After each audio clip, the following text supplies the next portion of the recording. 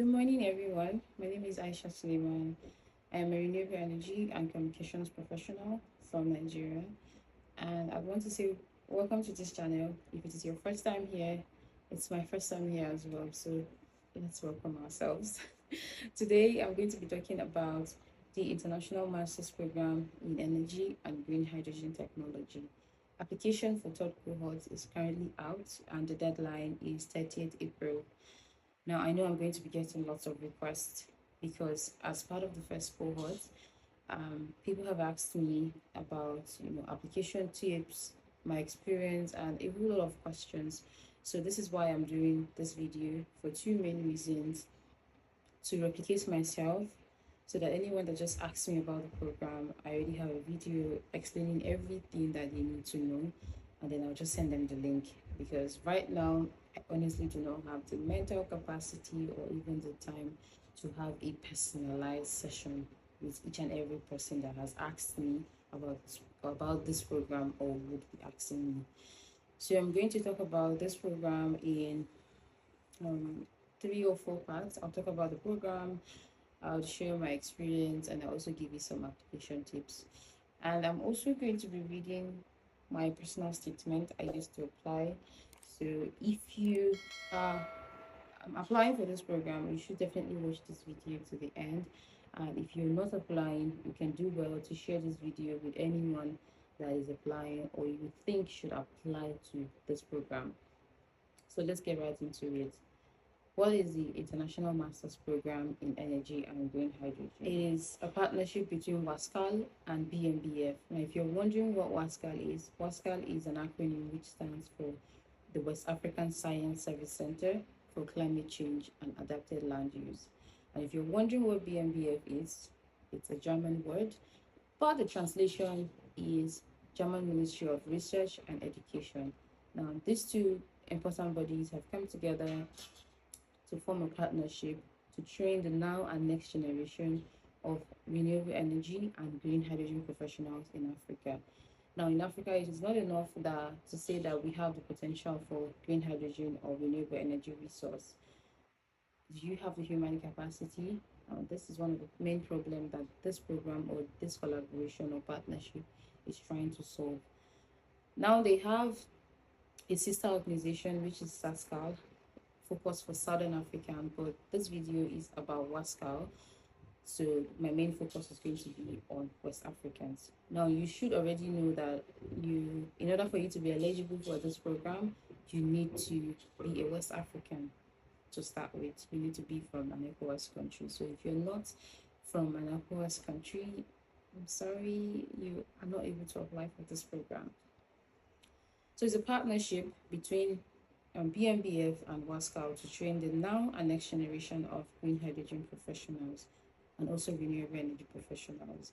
This program is for 4 semesters and it has 4 different specializations. Though the baseline is renewable energy and green hydrogen technology, you have the opportunity to specialize in one of the 4 courses. So for the first one, I'm going to start with my specialization, bioenergy and biofuels for green hydrogen technology. Now, if you're specializing in this one, your lead university would be in Togo. That is where you're going to do your 3rd semester. And if you're specializing in photovoltaics or system analysis, your lead university would be in Niger.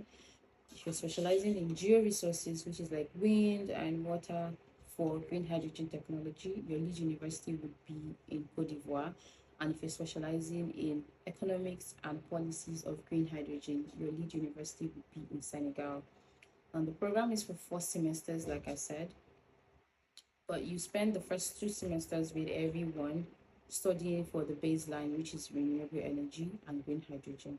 Here, everyone has the opportunity to learn a little bit about each of the specialization. So me that focused on bioenergy for my 3rd semester. During my first 2 semesters, I had, some basic knowledge about georesources, photovoltaics, and even some economics and policy part of green hydrogen. So before moving ahead to 3rd semester in University of Lomé to study for my specialization, which is bioenergy, biofuels, and even waste management. So the program is 100% English. This means that the language of assessment and instruction is English language 100%. And though it's happening in 4 different West African countries, which are francophone, by the way, the program is held in English. So if this should not deter you if you do not speak French. The program is not held in French, though it's been held in French countries, but the language of instruction and assessment is going to be 100% in English. So the program is for 24 months, but there is a compulsory 4 months program before the main program starts. It's a language course, which I think is very, very intentional about them. This is like one of my favorite things about the program. So if you're from Anglophone part of West Africa like myself, you are going to Togo for 4 months to study French, because in as much as you're in the classroom studying in English, you might need to go to the market, you might need to visit the supermarket, you might need to braid your hair. So you need a little bit of French to be able to interact. But not to worry, the locals are very nice, and most of them are also trying to improve their English as well. So they try to force themselves to speak English, just to interact with you. And you wouldn't really find it difficult interacting with the locals or getting by. You always find a way.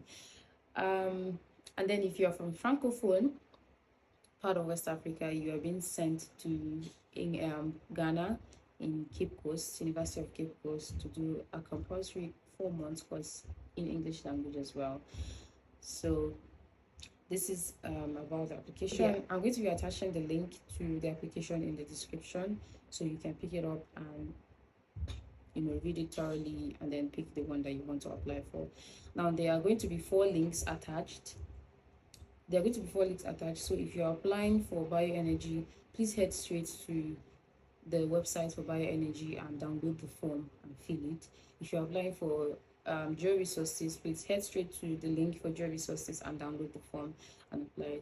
Now it might be easier for you to fill in the form online, but what I did in my time, which you don't have to do it, by the way, I printed out the application form, just the application form. I think it's about 4 pages.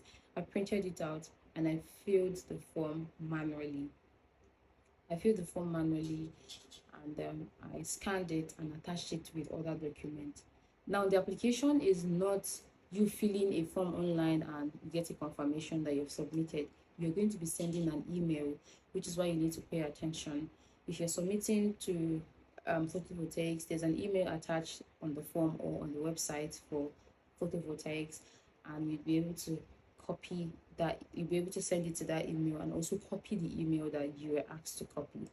If there's an email there for you to copy, please do well to copy that email and send it to the right email. So your application, you don't assume that you've submitted the application and meanwhile nobody received it. Some of the application materials, you're going to be needing the completed application form. You're also going to be needing a detailed CV, a letter of motivation. I'll be reading mine in just a bit. You need 2 passport photographs. You need 2 reference letters, maybe one from your university supervisor or university lecturer, and then the other one could be from maybe your place of work or internship, or if you can, get it from your mentors, someone that will be able to speak about your background.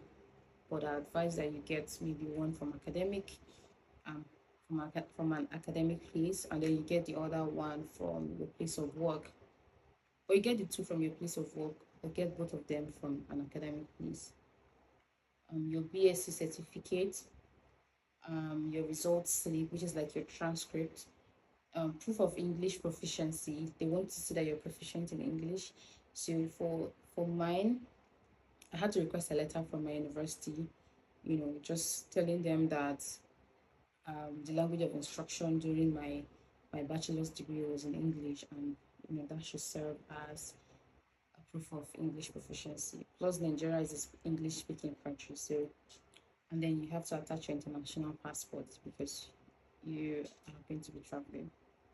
Before I go ahead and read my motivation letter, I was already, when the application came out, I was having an internship.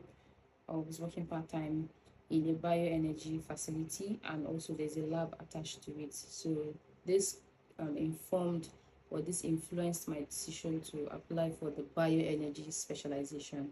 And also during my undergrad, I studied chemistry for my first degree. And in my seminar, which is like some a report or a presentation that you do before your undergraduate thesis, I did that in first semester 400 level, and my presentation was on chemistry of biomass to synthesis gas conversion. So I was already gaining interest in the bioenergy part right from my 300 level. I did some courses on inorganic chemistry, and they taught us biomass as a renewable energy resource. You know, we did lots of courses in that, and I started gaining my interest from there. So I have my motivation letter here, and I'm just going to read it. So I said, Africa is facing energy crisis despite its huge potential in wind and solar power. Yet these available opportunity for renewable energy have not been completely harnessed. Thus, keeping my interest in renewable energy as one of today's field in demand, I have decided to apply for this postgraduate study in order to broaden my horizon in the field of renewable energy. Then I put in brackets, particularly bioenergy, biofuels, and green hydrogen technology. Now, keep in mind that before applying to this program, my interest was on bioenergy. I'd be lying if I say I was already an expert or I already have a strong interest in green hydrogen. What I had strong interest for was for biofuels, and then hydrogen is something that we learned about it in the periodic table. We knew some of its features, and it was completely a new field to me. And I'm like, okay, since I have interest in bioenergy, and then green hydrogen, which is like the fuel of the future, is now being attached to it, then this should be a very interesting ride for me to just delve into. So back to my second paragraph. My interest in renewable energy came during my third year of undergraduate program, where I studied courses like environmental chemistry and inorganic chemistry, particularly the renewable energy aspect. I became so interested in how biofuels can be produced from biomass and also their eco-friendly nature. I also realized the affordability and adaptability in every household. This spurred me to carry out my seminar paper presentation on the literature review of the chemistry of biomass to synthesis gas conversion before graduation. In a bid to gain more knowledge about research in renewable energy after graduation, I took up an internship role as a research and lab assistant in the Department of Environmental and Bioconservation at, I'm going to withhold the name of the organization, Agency Nigeria. I was further exposed to how biogas is produced from different biomass feedstock in the bioenergy facility and gained technical knowledge in the analysis using the biomethane potential testing system and gas analyzer. As an individual, I try to maintain balance between school and extracurricular activities. I have served as environmental director and student block representative during my undergraduate days. I have also volunteered for Productive Youth Development Initiative, which is a non-governmental organization which tries to upskill youth with various personal development courses. They also run advocacy program on sickle cell disease and also mobilize food and clothing for less privileged individuals. In line with my interest and internship experience in renewable energy technologies, I began searching for a suitable master's program, and this search led me to the WASCAL program.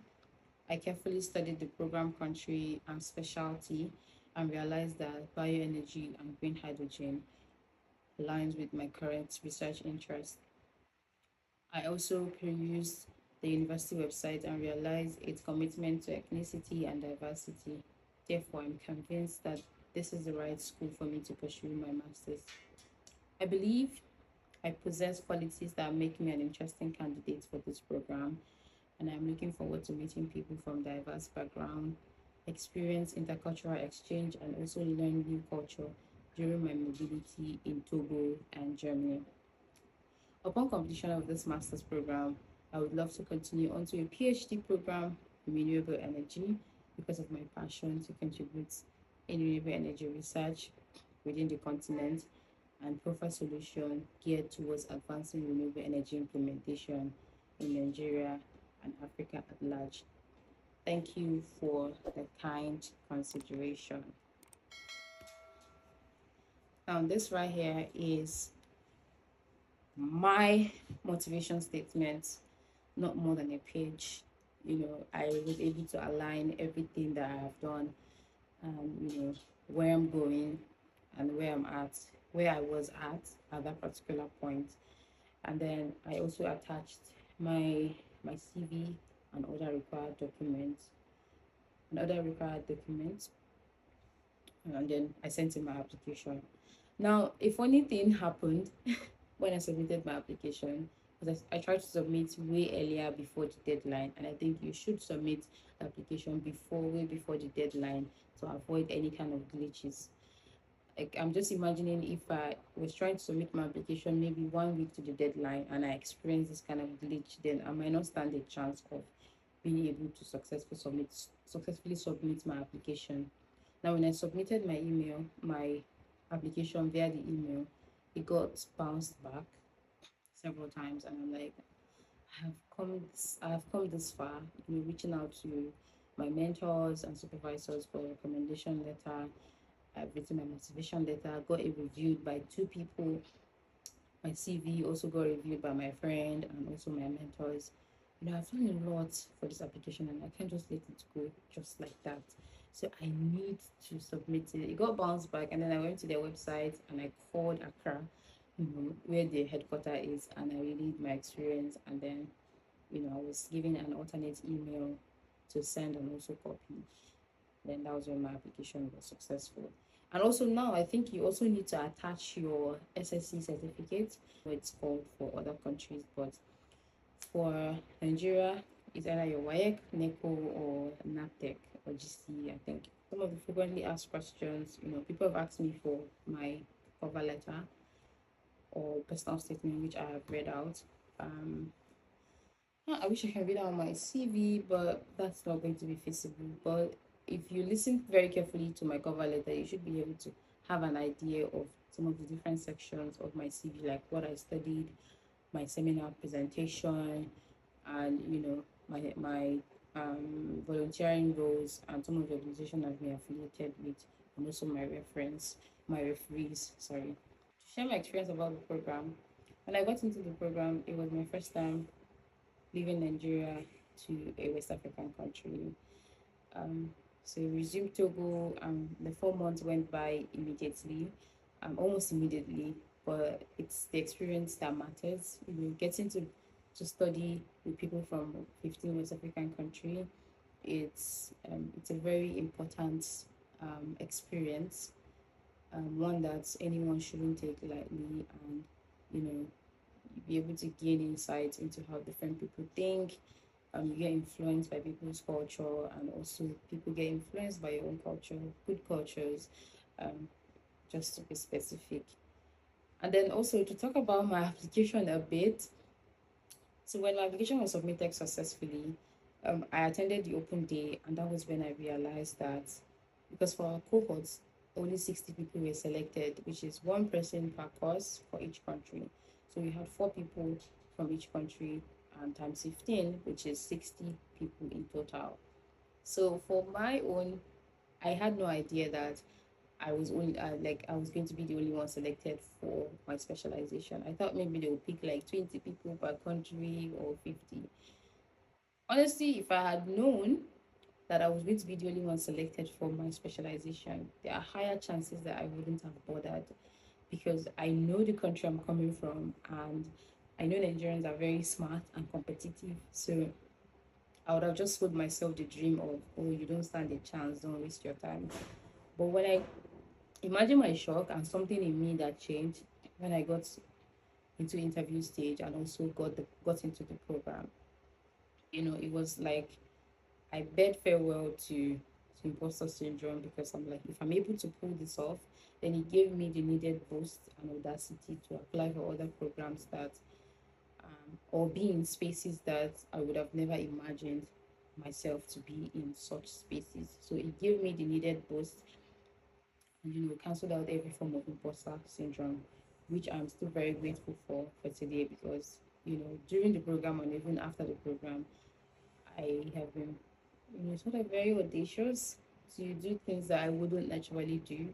So if there's one thing I'm grateful for this program for myself personally, it would be the, helping me out to cancel the imposter syndrome that I was having at a particular time. You really do not know how much is waiting for you at the other side of fear or self-doubt or even imposter syndrome. So just take a chance on yourself and apply for this program. And who knows, you might be among the lucky four or even more, because for the second cohort, instead of 60, they picked up to 70, I think 72 people. So I guess the numbers are increasing, but this is not an official statement. Maybe for the third cohort, they'll pick 60 people or even more. But I'm saying all of this to say that do not discredit yourself before applying and do not self-reject. Just go ahead and submit your application, and who knows what will happen. Like, if I can be an exception, then I think you too can also be an exception. So just go ahead and prepare a very good application, not a lazy application. Submit a very good application, and then you might be successful. And I wish you good luck on that. So let's head quickly to the interview stage. I think if I can recall all of the questions that they asked me during my interview, they were asking me, they asked me if I've ever heard about green hydrogen, if I've heard of black hydrogen, if I've heard of gray hydrogen, if I've heard of blue hydrogen. So I answered based on my knowledge. They asked me about bioenergy. They asked me if I'd been to Togo before. They asked me about my experience, some of the things I wrote on my CV, my seminar, my undergraduate. I just wanted to access, not like they're looking for experts, because they're trying to train you to become a professional and an expert.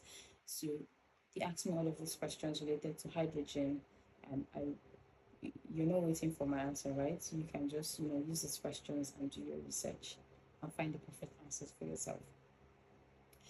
So they asked me if they asked me if during the course of the program, if I get married, would I leave the program and go and face my marriage and stuff like that. And to be honest, even then when I was applying for the program, I was very single. I was very single, so I answered every question honestly, and yeah, that was it. So you just need to read up about green hydrogen. Now there are lots of resources out there. Green hydrogen in your country, in the continent, in the region, and also globally. Just have a little bit of information about green hydrogen.